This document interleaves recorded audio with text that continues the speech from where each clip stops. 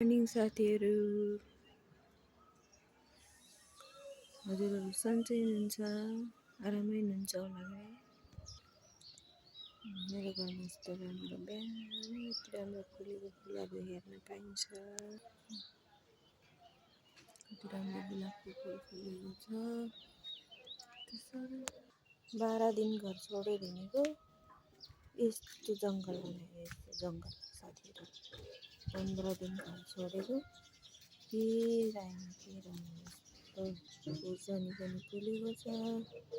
सागहरू यस्तो भइसकेको छ। सानसानो